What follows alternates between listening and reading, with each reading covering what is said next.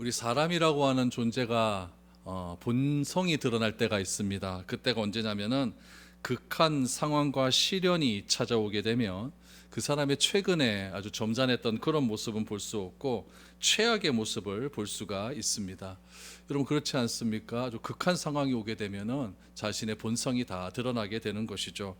바울의 경우를 한번 보십시오. 로마 감옥이라는 환경, 언제 죽을지 모르는 불안함, 내일이란 시간이 주는 두려움 속에서 바울은 오히려 최악의 모습이 나타난 것이 아니라 오히려 최선의 모습이 나타났다라는 것이에요.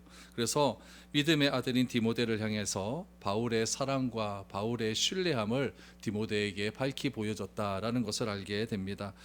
바울의 입에서 나오는 한마디 한마디는 불평의 말이 아니었습니다. 오히려 기쁨과 감사의 고백이 나왔을 뿐 아니라 환경을 뛰어넘는 찬양의 고백이 바울의 입에서 나오게 됩니다. 바울은 감옥에서 그동안 자신과 함께 동행했던 사람들의 배신과 바울이 전했던 복음을 버렸다는 소식을 듣고 모든 것을 잃어버렸을 것 같은 배신감도 들었을 것입니다. 그러나 바울 마음 가운데 늘 언제나 든든하게 뒷팀목으로 되어 있었던 한 사람이 있었으니 그는 바로 디모데라는 사람이었습니다. 바울은 디모데를 생각할 때마다 늘 감사함이 넘쳤고 그 디모데로 하여금 더욱더 자기가 이 환경을 버텨낼 수 있는 힘이 거기서부터 나올 수 있었던 것입니다. 그래서 바울은 디모데가 어떻게 하면 우리가 이 교회에서 잘 건져낼 수 있을까? 다른 복음에 맞서서 선한 싸움만 하기만 한다면 바울의 마음 가운데 또 디모데의 삶 가운데 기쁨이 넘치는 그런 신앙을 가질 수 있을 것이다 라는 것을 지속적으로 말을 하고 있습니다. 그럼 바울이 이렇게 환경을 이겨낼 수 있었다, 이런 어려움 속에서도 감옥 안에서도 기쁨을 잃지 않고 끝까지 자신이 가졌던 그런 복음의 능력을 잘 활용할 수 있었던 이유는 오늘 본문 9절에서 나온 대로 한 가지입니다. 바로 구원 때문이다라는 것을 알게 됩니다. 9절을 한번 보십시오. 하나님이 우리를 구원하사 거룩하신 소명으로 부르심은 우리의 행위대로 하심이 아니요 오직 자기 뜻과 영원 전부터 그리스도 예수 안에서 우리에게 주신 은혜대로 하심이라 라고 말합니다. 하나님 바울이 이렇게 버텨낼 수 있는 이유를 여러분 딱 한마디로 바울이 이야기하면 그거는 무엇이냐? 구원 때문이다. 근데 그 구원은 나의 행위 때문에 온 것이 아니라 은혜 때문에 온 것이다 라고 말을 합니다. 그래서 9절에서 가장 중요한 단어 두 가지를 뽑으라고 한다면 구원과 은혜, 이 두 가지를 뽑을 수가 있는 것이죠. 그래서 바울 서신 전체에서 나타날 수 있는 바울의 한 단어를 뽑자면은 은혜라고 하는 말로 요약을 할 수가 있습니다. 그러면서 바울은 뭐라고 이야기하냐면은 우리는 은혜 받을 만한 자격이 없는 그런 인물이지만 하나님께서 뜻대로 우리를 부르셔서 하나님의 은혜대로 우리를 구원에 이르렀다라고 말을 하죠. 바울이 디도에게 보낸 편지에도 이런 내용이 나옵니다. 디도서 3장 5절 말씀을 보시면 우리를 구원하시되 우리가 행한 바 의로운 행위로 말미암지 아니하고 오직 그의 긍휼하심을 따라 중생의 씻음과 성령의 새롭게 하심으로 하셨나니 라고 말하죠. 여기서 우리를 구원하신 이유를 딱 정리를 하면은 어떻게 정리할 수가 있냐면은 중생의 씻음과 성령의 새롭게 하심이라고 이야기를 하고 있습니다.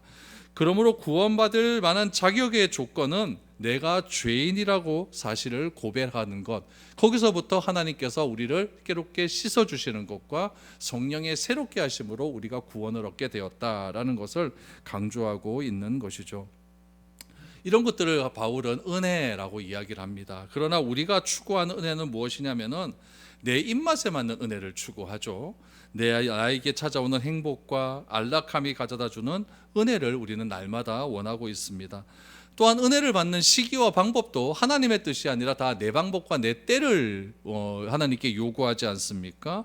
그래서 내가 정한 방법대로 하나님에게서 나에게 은혜를 주셨으면 좋겠고 내가 정한 그 때에 하나님께서 은혜를 주셨으면 좋겠다라고 이렇게 말을 하면서 항상 나 중심의 은혜를 간구하고 있는 것이죠. 그래서 내가 추구하는 은혜는 다른 것 아닙니다. 내가 이 땅을 살아가기 위한 은혜였고 나의 충실한 대가로 받는 그런 은혜를 우리는 늘 언제나 원하고 있습니다.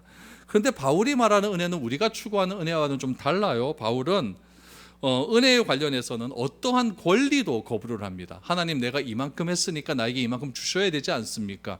이런 은혜를 말하는 것이 아니라 내가 한 것은 다 하나님의 은혜 때문에 한 거예요. 그러니까 바울이 전도여행을 다니고 바울이 고난을 받고 어려움을 받는 것도 내가 이만큼 했기 때문에 하나님께서 나를 보호해 주셔야 된다, 이게 아니라 하나님께서 나에게 은혜를 주셨기 때문에 이런 것도 넉넉히 내가 이길 수 있다라고 고백을 하는 거죠. 그러니까 정반대의 생각을 바울은 가지고 있었다라고 말을 할 수가 있는 것입니다. 그래서 바울은요, 바울이 처한 이 환경까지도 하나님의 주권 안에 해당된다라고 믿어요. 왜냐하면은 만약에 하나님께서 내가 처한 이 환경이 하나님께서 허락하신 환경이라고 인정을 하지 않는다고 한다면, 바울의 환경은 뭐예요? 감옥 아닙니까 지금? 감옥을 누가 가는 걸 좋아하겠습니까? 그럼 내가 싫어하는 것을 하나님께서 이렇게 내 의사와는 상관없이 이렇게 던져주셨기 때문에 나는 하나님의 은혜에 이렇게 나는 그걸 못 받아들이겠다, 이렇게 돼버리면은 뭐가 좀 이상해지는 것 아니겠습니까? 그러나 하나님께서 나에게 은혜를 베풀어 주셨기 때문에 내가 처한 이 환경도 나는 이겨낼 수 있다라고 하는 그런 고백 속에서 바울은 이 감옥 안에서 지금 버티고 있다라는 이야기예요. 하나님은 악의 출발점이 아닙니다. 하나님은 모든 선의 출발점이고 선 그 자체이시기 때문에 하나님께서 모든 나의 삶의 모든 것들을 허락하셨다라고 한다면은 설사 내가 처한 환경이 좋지 않다 할지라도 그것을 받아들일 수 있는 믿음이 우리 가운데 있어야 된다라는 이야기죠. 그래야만 하나님께서 우리에게 악을 주시는 분이 아니라는 사실이 증명이 될 수가 있는 것이죠. 그래서 바울은 항상 하나님께서는 내가 오히려 처하지 않는 그런 상황에 처해 있다 할지라도 하나님께서는 그런 것들까지도 사용하셔서 하나님의 선한 목적을 이루기 위한 과정으로 여겨주신다라고 이렇게 바울은 고백을 하고 있는 것입니다. 그래서 하나님이 계획하신 놀라운 구원은 인류를 죄에서 구속하셔서 영원한 미래에 이르기까지 항상 하나님은 우리를 은혜로 이끌어 가신다라고 하는 것이 바울이 오늘 9절에서 말한 내용이다라는 것을 알게 됩니다. 그러니까 바울은 자신이 어떤 상황에 처해 있고 어떤 환경에 처해 있는가는 전혀 문제가 되지 않습니다. 바울의 문제가 되는 것은 딱 하나예요. 자신이 전한 복음이 있는데 그 복음이 왜곡되어 해석되어서 사람에게 잘못된 믿음이 심어지는 것, 그것이 바울이 가장 불안해하는 것이지 그 외에는 아무것도 문제가 되지 않았다라고 말을 하는 거예요. 그래서 10절 11절을 보십시오. 이제는 우리 구주 그리스도 예수의 나타나심으로 말미암아 나타났으니 그는 사망을 패하시고 복음으로서 생명과 썩지 아니할 것을 드러내신지라 내가 이 복음을 위하여 선포자와 사도와 교사로 세우심을 입었노라라고 말합니다. 하나님께서 오래전부터 계획하신 구원이 있습니다. 그 구원은 예수님이 이 땅에 오심으로 구원이 밝히 드러났다라고 이야기를 해요. 10절 다시 보십시오. 우리 구주 예수 그리스도의 나타나심으로 말미암아 나타나셨다라고 말하지 않습니까? 그러니까 예수님이 이 땅에 오시기 전까지는 희미했어요. 희미했는데 예수님이 이 땅에 오심을 통하여서 하나님께서 우리를 향한 계획하심이 무엇인지 밝히 나타나게 되었다라는 것을 분명히 이야기하고 있는 것이죠. 여러분, 예수님의 사역을 한번 가만히 보세요. 예수님의 사역을 통해서 죽음이라고 하는 병에 이끌려서 고통받는 사람들을 어떻게 하십니까? 해방시켜 주시지 않습니까? 죽음이란 병을 향해서 자꾸 달려가는 사람들, 병은 어떤 것들이 있을까요? 육체적인 질병이겠죠. 정신적인 질병도 포함됩니다. 요즘은 어떤 질병이 있어요? 요즘 많이 유행하는 게 우울증, 공황장애 이런 것들이 있지 않습니까?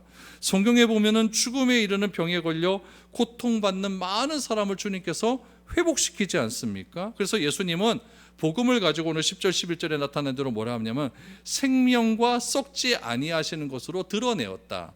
그러니까 죽음을 향해서 자꾸 달려나가는 것은 썩어지는 거예요. 썩어지는 건데 그 썩어지는 것을 예수님을 통하여서 생명으로 드러내셨다라고 이렇게 이야기를 하고 있는 거죠.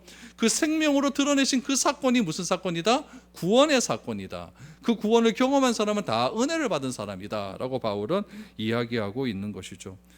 그러나 오늘날 이 죄가 가득한 이 세상은 어떻게 됩니까? 이 죽음으로 향하여 자꾸 달려가는 그 병을 오히려 무엇을 사용하냐면은 이 예수님처럼 구원을 위한 도구로 사용하는 것이 아니라 그런 것들을 이용해서 돈벌이 수단으로 사용하는 것이 오늘 우리가 살아가는 현대의 모습 아닙니까? 죽음을 이용해서, 상대방의 죽음을 이용해서 나의 돈벌이 수단으로 사용하는 경우가 얼마나 많은지 몰라요. 죽음이 협박의 도구가 되는 것이죠. 그러나 주님께서 이 땅에 오셔서 밝혀주신 이 복음의 능력을 전하기 위해서 바울은 어떻게 말을 하냐면은 사도로 세움을 받았다라고 말을 하죠. 이 복음을 전하기 위해서 교회를 세우게 되었다라고 말을 하고 있습니다.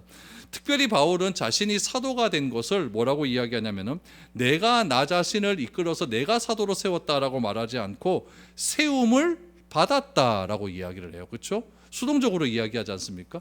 누군가 나를 세워주었다라고 이야기를 하는 거예요. 하나님께서 자기의 뜻을 이루고자 바울을 세워주셨다라고 말을 하는 겁니다. 그러므로 바울이 전도여행을 다니면서 사람들에게 복음을 전하고 교회를 설립한 이유는 내가 한 일이 아니에요.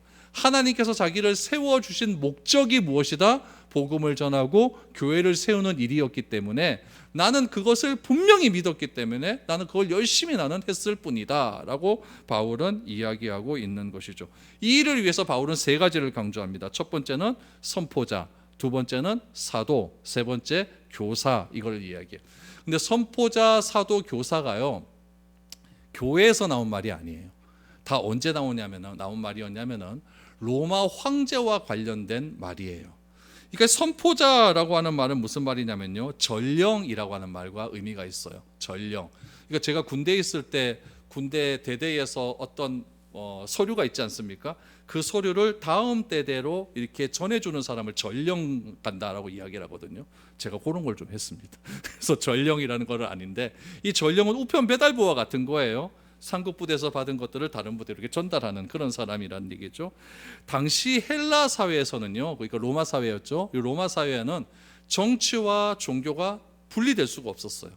정치와 종교가 늘 하나였어요. 왜냐하면은 그 당시에 황제는 신이 내려준 대리자였거든요. 전령자였어요.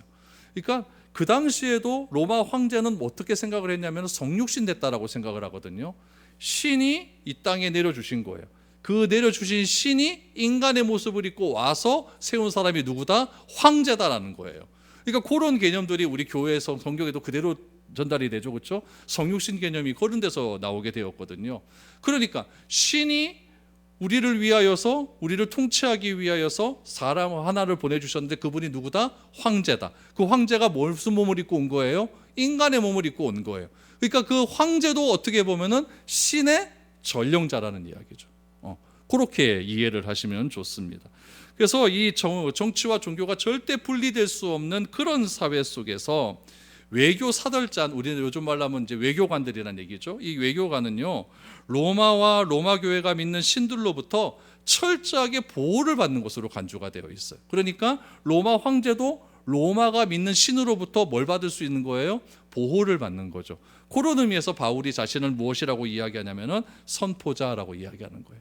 자신도 하나님께서 무엇을 하기 위해서, 무엇인가 전령을 주시기 위해서 메시지를 전달하라고 주신 전령자라는 거예요. 이 전령자는 누구로부터 보호를 받는다? 하나님으로부터 보호를 받는 존재다. 그러니까 그 당시에 전령자와 똑같은 개념을 사용하셔서 바울은 나는 그렇게 세운 사람 아니다. 그러니까 이 전령자라는 것은 신이 세워주셨으니까 나도 내 스스로 내가 전령자가 된 것이 아니라 내가 스스로 선포자가 된 것이 아니라 누가 세워주셨다? 하나님이 세워주셨다. 그러니까 하나님이 나를 보호하고 계시기 때문에 나는 절대로 해를 당하지 않는다라고 이렇게 생각을 하고 있는 것이죠. 이런 배경에서 바울은 자신을 선포자라고 이야기하고 하나님의 메시지를 전하는 사람으로 부름을 받았다라고 이야기를 하고 있는 것이죠. 이렇게 그 당시에 문화적인 용어를 그대로 사용하는 이유는 무엇이냐면은 우리는 잘 이해가 되지 않지만은 이거를 받아들인 1차 독자인 디모데는 이 말을 다 알아들어요, 못 알아들어요? 다 알아들으니까 이런 얘기를 하는 거예요. 사도라고 하는 뜻은 무엇입니까? 보냄을 받았다라고 하는 의미 아닙니까? 누구로부터 보냄을 받았을까요? 하나님으로부터 보냄을 받았다. 그러면 그 당시의 사도는 누구로부터 보냄을 받았습니까? 황제로부터 보냄을 받은 사람이 사도였던 거예요. 그래서 그렇게 이야기를 하는 것이죠. 그래서 보낸 사람을 대신해서 결정할 수 있는 권한도 이 사도에게는 있었다라는 이야기죠. 또 그래서 사도의 권한은요, 보낸 사람 말과 동등한 권한이 주어져요. 우리도 외교관으로 이렇게 가면은 그 외교관이 외교관을 다른 나라로 보낸 그 대통령의 권한과 똑같은 권한을 갖고 있지 않습니까? 그러니까 사도도 똑같다는 이야기예요. 자신은 하나님이 보낸 사람이었기 때문에, 하나님으로 보낸 사람이었기 때문에 내가 전하는 말은 하나님의 그런 말과 동등한 권한을 가지고 전파한다라고 하는 의미에서 사도라고 이야기를 했고요. 교사라고 하는 말이 또 재밌어요. 교사라고 하는 말은 우리 오늘날에도 가르치는 사람 아닙니까? 1세기에는요, 이 교사라고 하는 개념이요, 이방인들과 유대인들을 학생들에게 지식을 가르치는 사람들을 교사라고 이야기했는데, 단순한 교사기 하나가, 이때의 교사는요, 학식이 굉장히 뛰어난 사람을 교사라고 했어요. 그러니까 이 당시에 유대 사회에서는 그런 교사를 뭐라고 불렀냐면은 랍비로 불렀죠. 그러니까 인격적으로도 지식적으로도 종교적으로도 굉장히 본받을 만하고 지식적으로 누군가를 가르칠 수 있는 사람을 교사라고 이렇게 불렀다라는 이야기죠. 그러니까 아테네와 로마와 예루살렘 교사와 동등한 위치에 누가 있다? 바울이 있다는 이야기예요. 자신은 누구의 메시지를 전가하는 사람? 하나님의 메시지를 증거하는 사람. 뭐 예루살렘과 아테네와 로마에 있는 사람들은 다 철학을 메시지를 전가하는 그런 사람이었다고 한다면, 나는 그런 메시지, 그런 지식을 전하는 것이 아니라 하나님에 관한 지식을 전하는 사람으로서 나는 하나님으로부터 보냄을 받은 사도였고, 그 사도로서 나는 전령자였다, 선포자였다라는 것을 강조하고 있는 것이죠.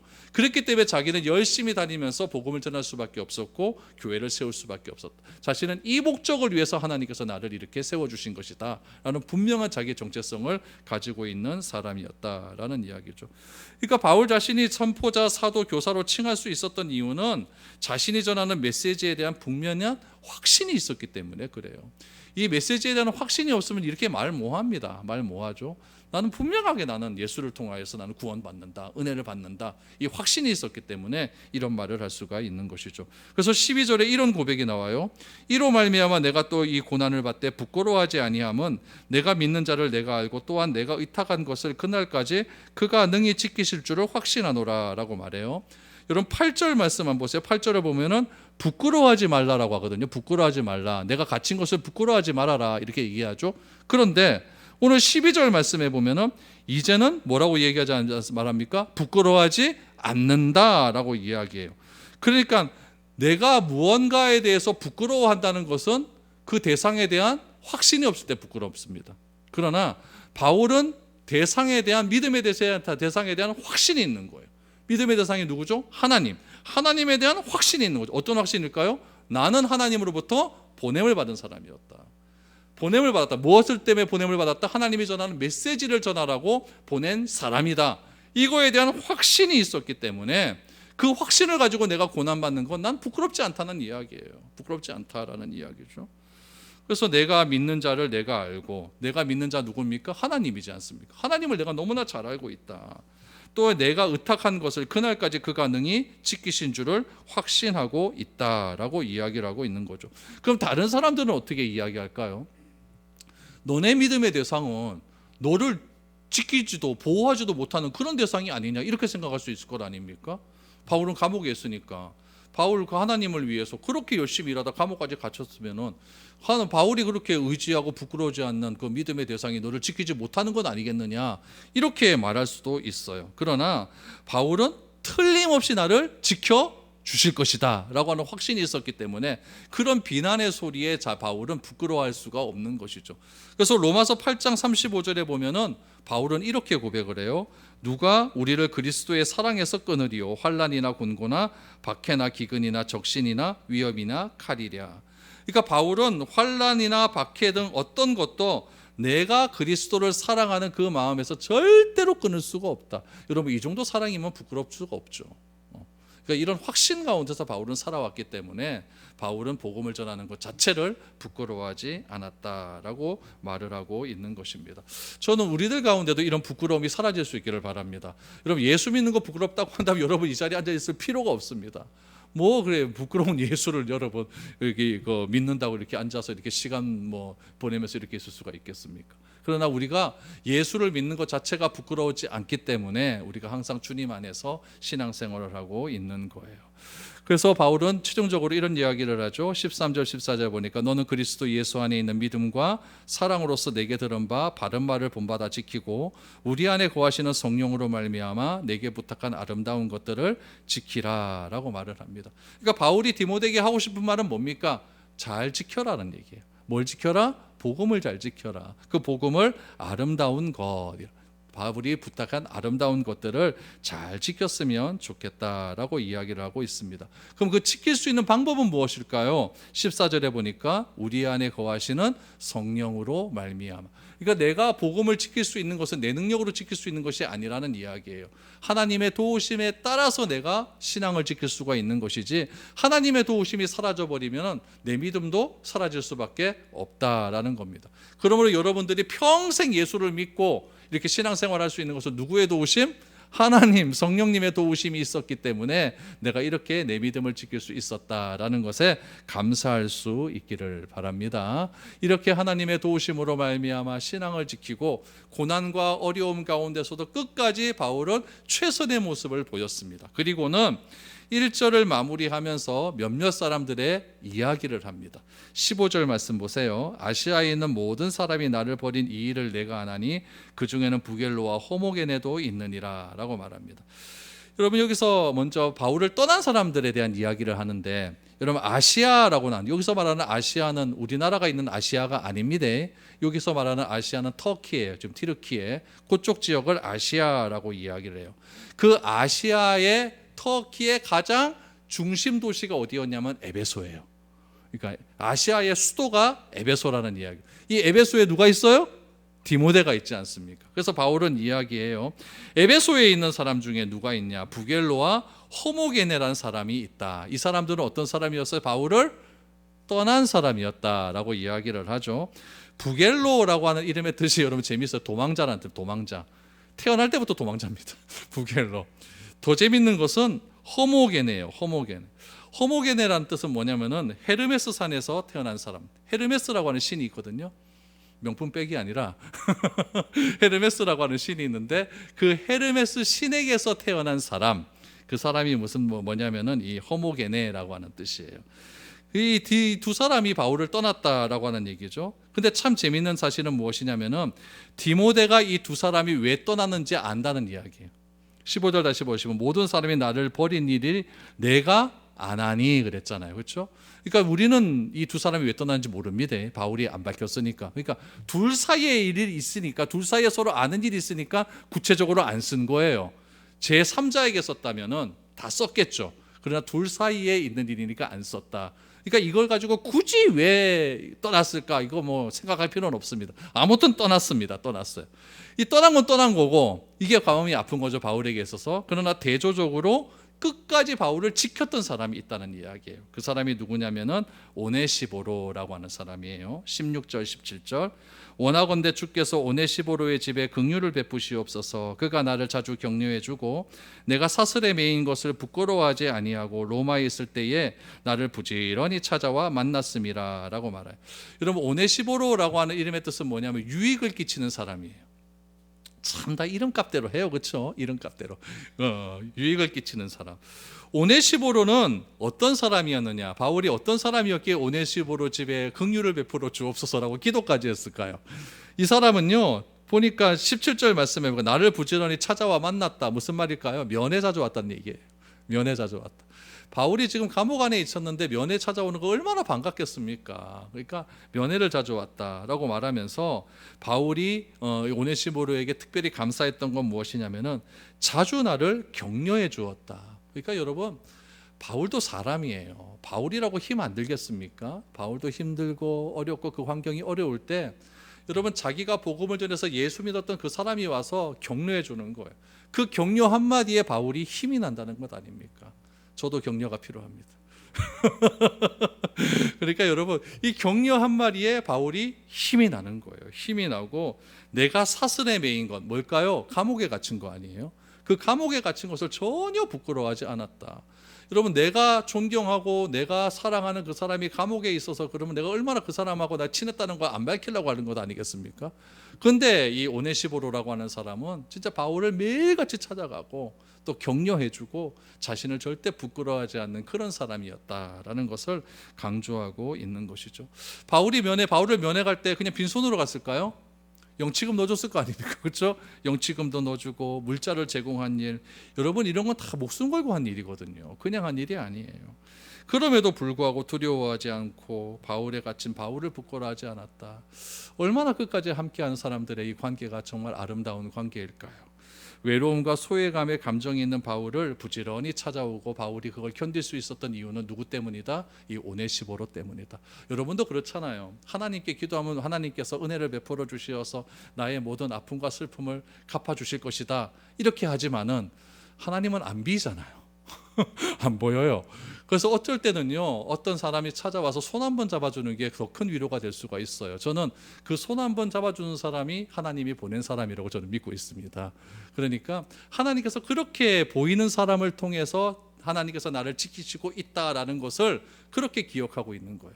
바울도 마찬가지 않습니까? 다른 사람들이 네가 그렇게 믿고 있는 그 하나님이 너를 보호하지도 않잖아 라고 이렇게 비방했을 때 바울 곁에는 누가 있습니까? 오네시보로가 있는 거예요. 오네시보로가 있어서 하나님 우리 기도해주고 바울을 격려해주고 위로해주고 이런 것을 가지고 바울이 다시 한번 힘을 내서 버텨낼 수 있었다라는 것을 알 수가 있는 것이죠. 그래서 18절 말씀해 보면은 이래요. 이 괄호쳐 있는 건 뭐냐면요, 어떤 번역서에는 이런 것도 있다라는 이야기, 어떤 사본에는 이런 것도 있다. 여러분 성경 원본은 있을까요 없을까요? 원본, 바울이 쓴 원본 있을까요 없을까요? 없어요. 사본만 존재해요. 근데 그 사본 중에서 어떤 것이 제일 권위가 있을까요? 제일 오래된 사본이 권위가 있겠죠. 그래서 가장 오래된 사본에는 요게 있는데 또 어떤 것에서는 없어요. 그때 이렇게 괄호를 이렇게 쳐놓습니다. 성경에 보면요. 보세요. 원하건대 주께서 그로 하여금 그 날에 주의 긍휼을 입게 하여 주옵소서라고 말하면서 또 그가 에베소에서 많이 봉사한 것을 내가 잘 아느니라. 그는 누굴까요? 오네시보로입니다. 오네시보로가 에베소에서 봉사를 많이 하는 것을 너는 잘 안다. 너는 누굽니까? 디모데 아닙니까? 그러니까 디모데도 오네시보로를 알아요, 몰라요? 안다는 이야기예요. 그래서 이것으로 보아서 오네시보로는요, 바울이 편지를 보냈을 때는 이제 죽은 것 같아요. 나이가 많아 죽던지 아주 죽은 것 같아요. 죽은 것 같고 바울이 기억을 하는 거죠. 기억을 하면서 바울이 오네시보로가 나에게 이렇게 많은 것들을 도와줬다. 너도 그 오네시보로를 잘 알지 않느냐라고 말하는 것으로 보아서 오네시보로가 죽은 것이 아닌가 이렇게 추측을 하고 있습니다. 보세요. 16절에 보면 오네시보로 집에 긍휼을 베푸시옵소서라고 하지 않습니까? 이거는 현재형이거든요. 현재형이죠. 현재형인데 또 18절 말씀해 보면은 내가 잘 아느리라 그래서 이건 과거형 아닙니까? 그러니까 안다라고 하는 것은 과거니까 오네시보로가 죽은 것이 아닌가 이렇게 추측을 하고 있어요. 바울에게 있어서 오네시보는요, 한없이 소중하고 충성된 관계를 유지했습니다. 특별히 바울은요, 오네시보를 언급하면서 자신을 배신했던 두 사람을 먼저 언급하지 않습니까? 누구였어요? 부겔로와 허몬에게. 이 두 사람은 배신했지만 오네시보는 배신 안 해요. 그럼 누가 더 드러납니까? 오네시보로가 더 드러나잖아요. 그렇죠? 그러니까 오네시보로가 이렇게 나에게 많은 유익을 허락해 주었다라는 것을 이야기하고 있어요. 여러분, 우리가 신앙생활을 하다 보면은 아픔도 있고 상처도 경험하게 됩니다. 끝까지 함께 하자라고 하면서 이렇게 시작을 했는데 중간에 포기하고 어려움을 인해서 떠난 분들이 있을 수 있어요. 또한 끝까지 함께 지켜내는 사람이 존재합니다. 바울은 이런 일로 인하여서 아픔을 경험한 거예요. 복음을 전했어요. 부겔로에도 전하고 호네시모에게도 다 전했어요. 이들도 끝까지 나는 하나님을 버리지 않겠습니다라고 하는 약속을 했을 거예요. 그런데 중간에 포기를 하는 거예요. 얼마나 낙심되겠습니까? 그러나 바울이 그 낙심되는 과정 가운데서도 이겨낼 수 있는 힘은 누구 때문이에요? 오네시보로 때문에 그래요. 끝까지 함께한 사람. 바울 감옥에서 끝까지 함께했던 사람 또 한 사람은 누구냐면 누가라는 사람입니다. 누가복음 저자 누가? 그 사람은 끝까지 함께했어요. 이렇게 끝까지 함께한 사람들이 있었기 때문에 바울이 잘 버텨낼 수 있었다라는 것을 알 수가 있는 것이죠. 우리에게도요, 이렇게 끝까지 함께 할 수 있는 그런 관계가 필요합니다. 여러분, 함께 아파하고 함께 기뻐하고 함께 어려움을 극복할 수 있는 관계는 반드시 필요하다라는 거예요. 특별히 목회자에게는 이런 사람이 진짜 필요합니다. 목회는 혼자 할 수 있는 게 아니거든요. 저도 혼자 할 수 있는 게 아니에요. 끝까지 함께 할 수 있는, 끝까지 도와줄 수 있는 그런 사람들이 함께 관계를 맺으며 교회를 이루어 나갈 때에 그 교회가 아름다워질 수가 있고 그 교회가 복될 수가 있는 것이지, 이런 목사 혼자 잘 된다고 교회가 여러분 성장하고 그럴 줄 압니까? 절대 그렇지 않습니다. 함께 하는 사람이 있으니까 교회가 잘 되는 거예요. 그래서 저는 이런 신앙의 여정이 정말 이렇게 아름다운 여정이 될 수 있도록 우리 함께 할 수 있는 그런 관계가 될 수 있기를 바랍니다. 교회는요, 어려울 수 있어요. 교회는 험하고 고단할 수가 있어요. 그럼에도 불구하고 우리가 신앙을 지켜낼 수 있는 이유는 누구 때문이다? 함께 하는 사람 때문에 그래요. 그래서 바울의 고백처럼 우리 안에 거하시는 성령으로 말미암아서 아름다운 것을 함께 지켜낼 수 있는 저와 여러분들이 되었으면 좋겠습니다. 저도 오네시보로가 될 테니까 여러분들도 오네시보로가 되십시오. 그래서 끝까지 함께해서 아름다운 것을 잘 지켜낼 수 있는 저와 여러분들이 될 수 있기를 축복드립니다.